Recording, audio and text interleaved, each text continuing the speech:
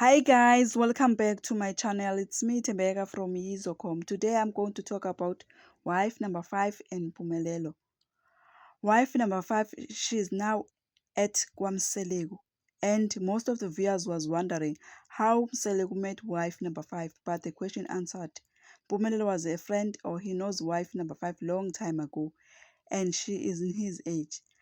That means wife number 5 was chosen by Pumelelo.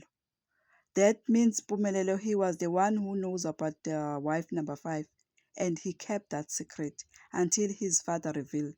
He betrayed his mother, Mamieni, and also other mothers. I thank you. Please don't forget to subscribe, like, comment, and press notification button to be the first to see whenever I upload it.